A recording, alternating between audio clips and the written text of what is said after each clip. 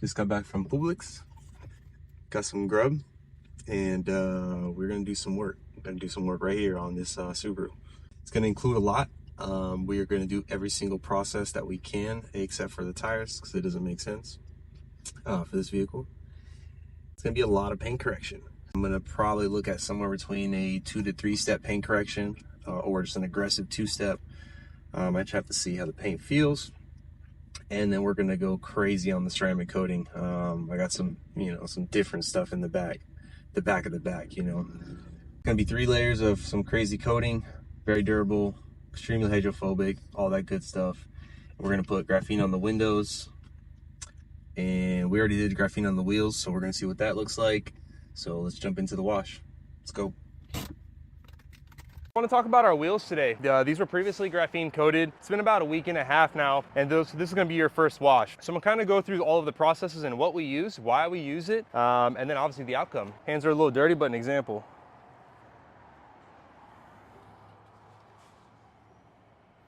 So we're getting some buildup.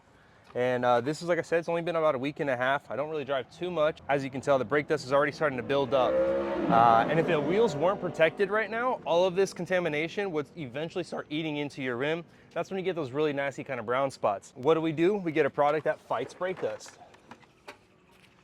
And that's what we have here. This is Wheelie Clean. We use the concentrated version because we use so much here at our shop, and we have to use different dilution ratios depending on how bad the wheels are. In this particular case, they're not that bad, so this is our everyday blend, and this is actually a 50-50 split. Before we do that, no reason in particular why we do it, we just like it. Maybe it's just the colors. Pro foam wash. We just like to throw a little foam in our wheels. Now we take the Wheelie Clean, mist over everything, make sure we get some in the barrels. And Dura Clean. This is also a diluted ratio. It's not supposed to be diluted because this is used to really remove everything off of the tires, but we're trying to make it an everyday blend, and the full strength is just a little too strong. So this is a little 50-50 blend. We can use it a little bit better, a little bit easier. And we just spray it on the tire, and we kind of let it do its own thing. As you can tell, it already starts breaking down. This is really good for silicones. So if you have any previous residue on your tire, this is how you take it off. Get your brush, brush it in.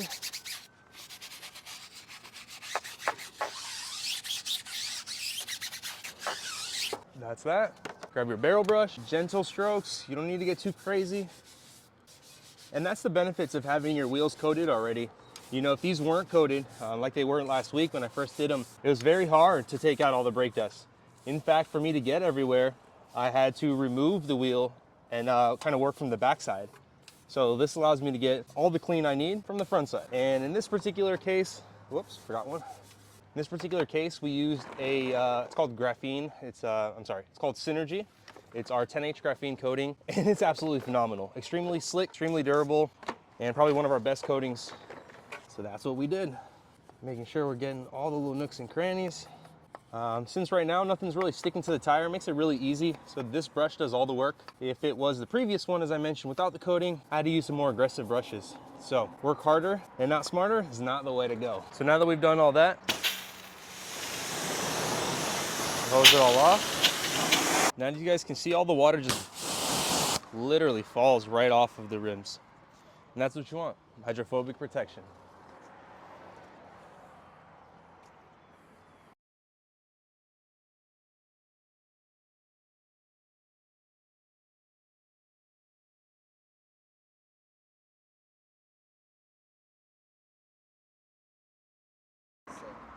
So that's detailing for you guys. Just when you think you got everything under control, shit hits the fan. Gun broken right at the moment. I don't know if I have another one, so that's fantastic. Gotta love that shit. Action. So yeah, guys, starting off with the pre-foam or the pre-wash. I already did the other side, so now we're gonna touch up this side. And since we're roughly about, 75, I mean, it might even be 65 degrees here right now, so we're not really worried about, too much of the sun right at the moment. So we can let the product sit.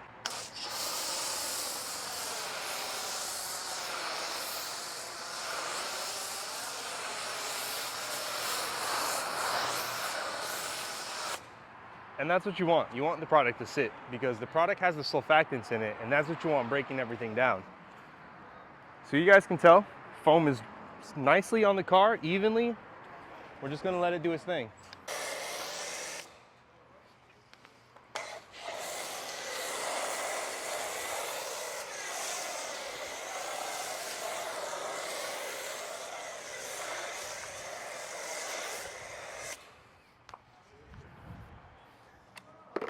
With that, there's a couple key areas that we want to make sure that you're touching up, and that's the bugs. Because you could wash the whole car, brush everything down, and then you'll realize that the bugs never came off. So get a dedicated brush or pad, in this case, for the bugs. And we're going to be doing a full paint correction, so don't get too scared if you put a little bit more pressure on it. You know, you really want to clean all the surfaces. Make sure you're hitting the glass. That's an area I feel like we tend to forget a lot. All these front sides, same thing. Making sure you're hitting them for the bugs. I like to kind of look at, you know, different areas, different curves that the car has.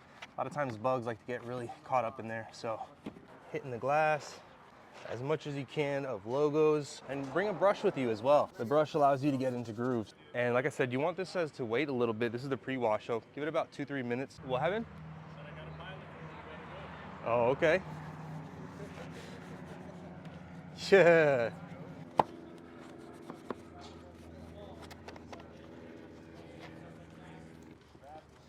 Yo, I liked your video today.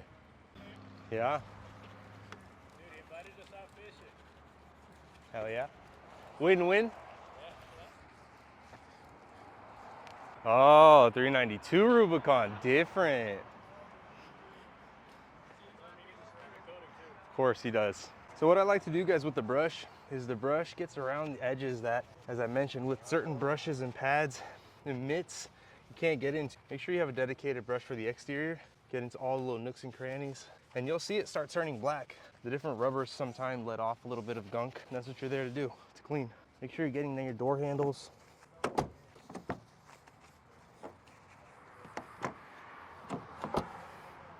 Now we take off the soap.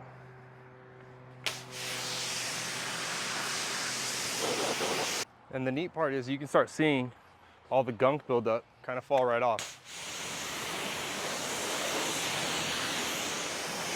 So you're asking, Adam, why are we doing 2 washes? Isn't the contact wash gonna take everything off? Technically, yeah. If you think about it, there's all of this debris sitting on the car and you're using the mitt to wipe it in, you're kind of inflicting scratches on the car. So if we can prevent or minimize that, that's what the pre-wash is for.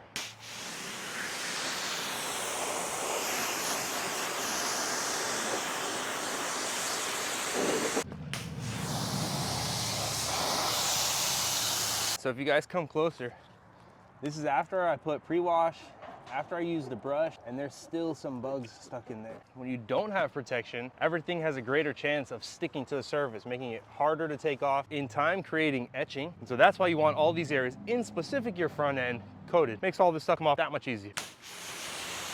So this is what it looks like when the vehicle has no protection.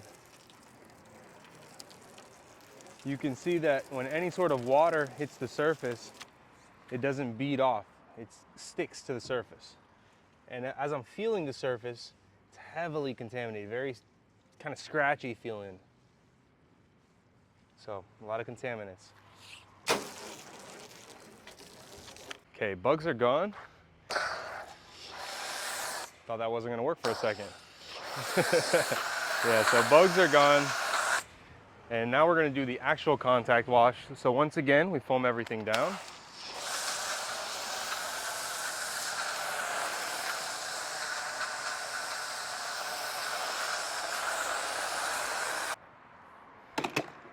Caught me lacking a little bit. I had no water set up. So let's go ahead and throw a little Pro Foam in there. This is a version of a mitt on a stick. Probably one of the best tools I've got in a little while. I really only use it for the roofs, you know? Makes it easier to clean, easier to reach. And once again, work smarter and not harder. Let the product do the lubrification so you can glide. No aggressive scrubbing. You already did the pre-wash. This is just to take off the big debris. Hit your glass. Make sure you get under your windshield wipers. Okay. All right, so we got that. Let's go ahead and get out our mitts and work in the car. What we like to do is kind of follow the direction of the car. Don't have to go in circles, you don't have to go zigzag pattern, just kind of go up and down. And I don't know if you guys caught me earlier on the message there. We're gonna be doing a severe paint correction to this because it needs it. Under the light, this thing is about to look crazy. So that being said, I'm not too concerned right at the moment of implementing swirls and scratches because any damage that I'm gonna do, I'm about to take out. That's that. So guys, today I want to talk to you a little bit about the clay barring. I'm gonna need a little piece. You already did this half of the hood. Now I'm gonna do this side, but I want you guys to really see what that looks like in action. So you wanna go ahead and knead your clay. And so once it's dirty on both sides, knead it into itself and then kind of knead out a flat surface. And this will give you a clean surface on both sides. So let me show you guys what that looks like. Here's an up close of the clay.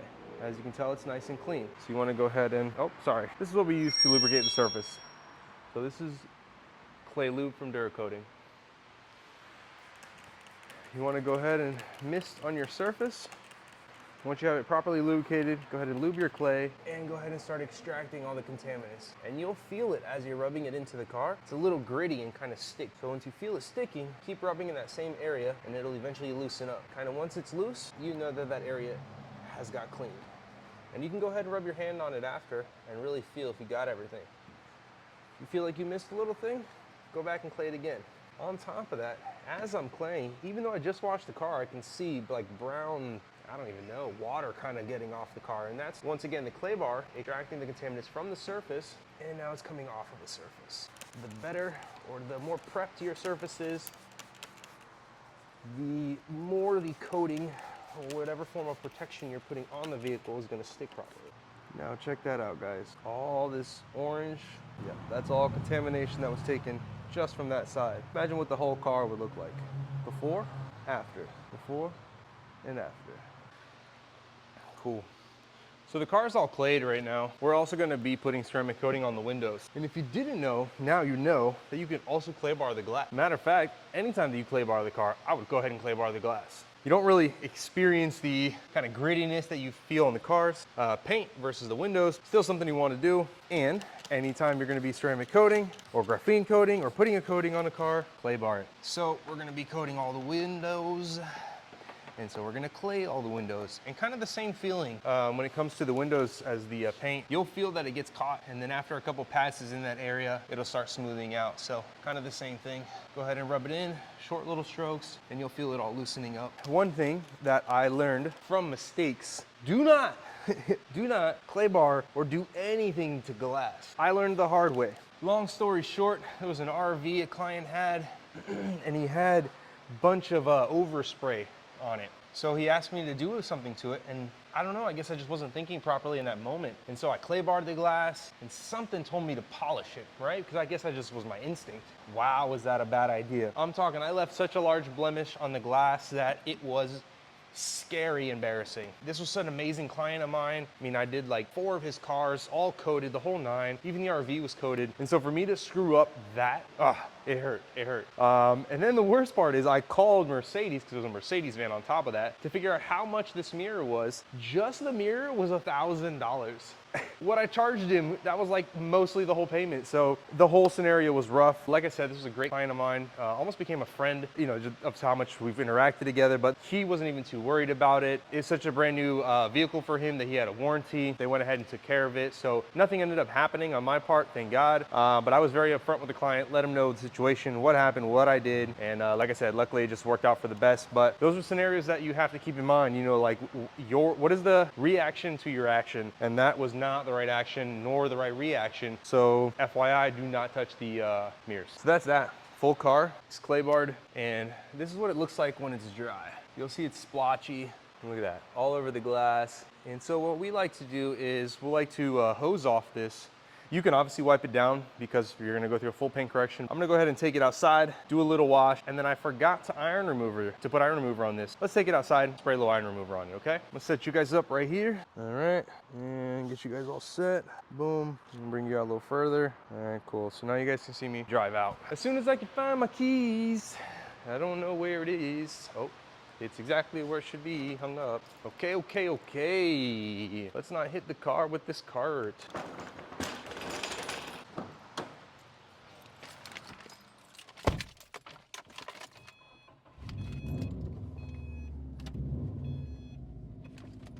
Whoa.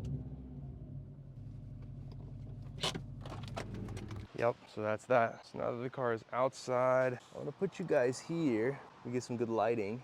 Let me see if the lighting's even better on this side. Okay, yeah, the lighting's even better on this side. So let's watch the car turn purple. Okay, so this is the product we're using, right? It's called the Iron Off. And there it is, okay.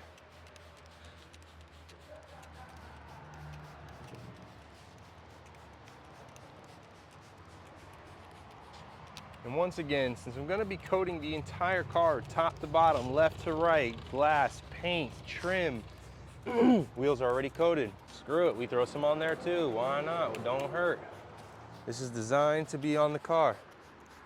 So let's decontaminate it properly. And be generous with this stuff. Yes, it is expensive. So charge accordingly. Unless it is your own car. See if I can get you guys a little bit closer and really see all that. I'm going around right now. I know you guys can't see me, but I'm going ahead and spraying the entire car, top to bottom. And like I said, go ahead and let's do the wheels too, because we're gonna be spraying all this off. We're not gonna be touching it anymore. You wanna go ahead and spray the Iron Off or iron remover generously on the car, you know, right here. So just spray.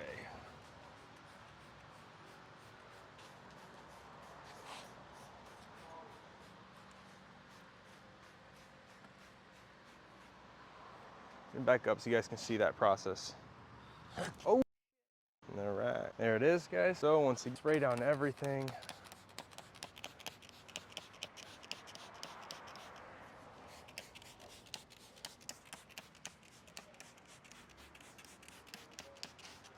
so now guys, you saw us go ahead and spray the iron remover all over the car, getting a little bit more cord out so I can get ahead and wash this baby.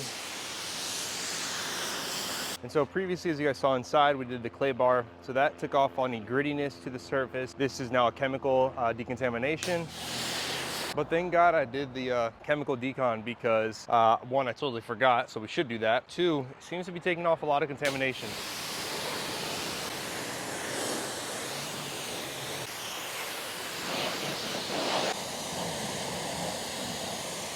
What's up guys? Welcome to Subaru day 2. So we did the full wash and decon yesterday and woke up this morning, came to the shop, and now we're gonna get started on the paint correction. Get my rags here. I did a quick inspection with the light and it looks like the swirls aren't terrible. You never really know 100% until you get into the cutting. It doesn't look terrible.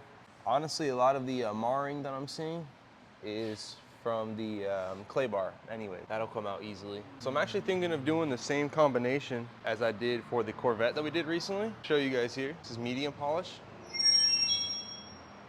Cool. So medium polish is obviously a polish with a little bit more aggressiveness to it, and I want to test that out first and see. So quick little 4 dabs on a microfiber pad. Quick inspection of the area I'm about to work on.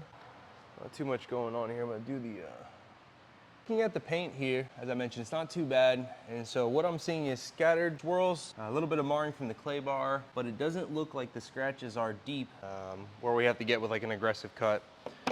So let's test out this paint and see what that's like. Start off with 4.5, and that doesn't work. Great. Let's try it again, take 3.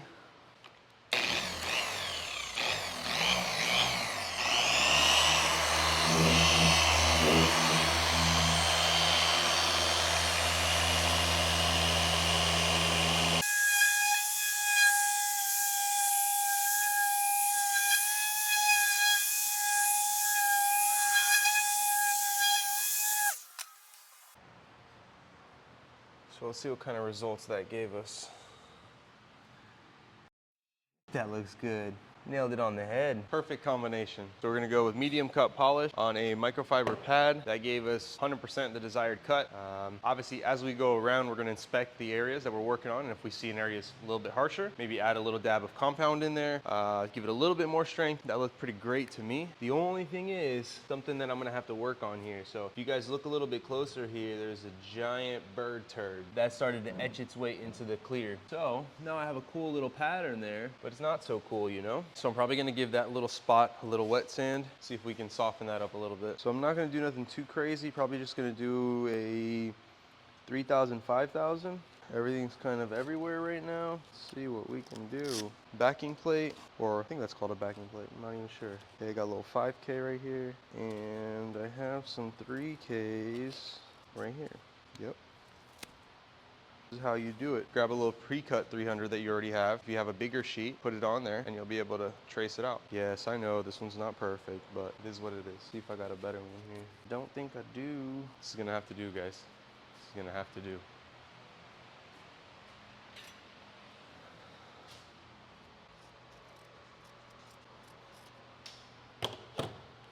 But what I also could do that might work even better is use it by hand on the 3,000 and then do a little 5,000 with a little mini DA. Where's my water? Here's my water. I want to bring them a little closer here to see this. It's about a quarter size.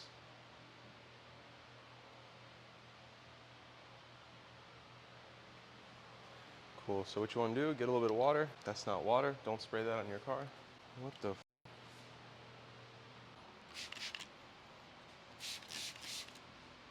Okay, that's weird. Yeah, that was water. A little too much water, okay. So quick little 3K, and what I like to do is grab the 5K. Whoa, spray a little 5K on the area. And 5K is not really designed to do much cutting, just more on the refining, make things easier for me on the polishing. And 5K is really easy to take out with the with any sort of microfiber, so I'm not really too worried about putting marks in it from the pad, or I'm sorry, marks in it from the wet sand. I'm just looking to really clean up.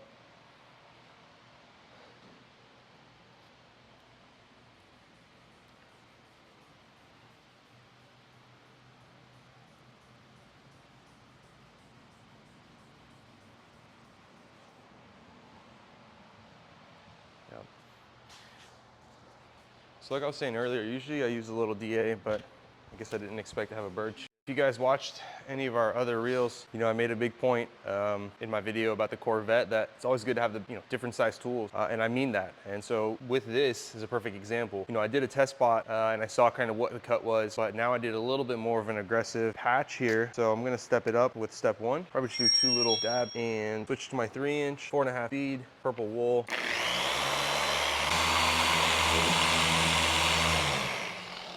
Okay, now I did that.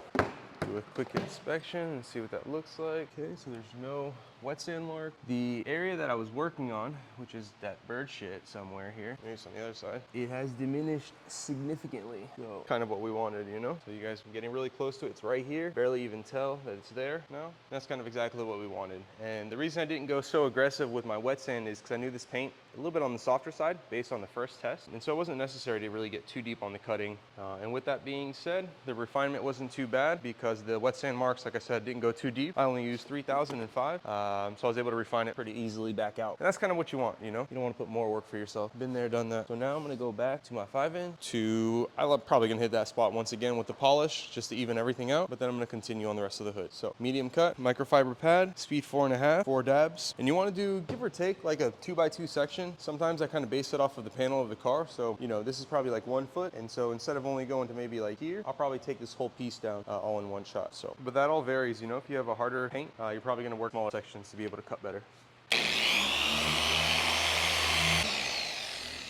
So I had it on the regular 4.5 speed, but I just did a quick pass. So that really didn't do any cutting. That just spreaded the product out evenly. And then now is where I really take my time. You want to do 3 passes. I kind of like to do the little figure 8. So boom, boom, boom this way, come back, up and down, and then boom, boom, boom back down. So that's 3 passes.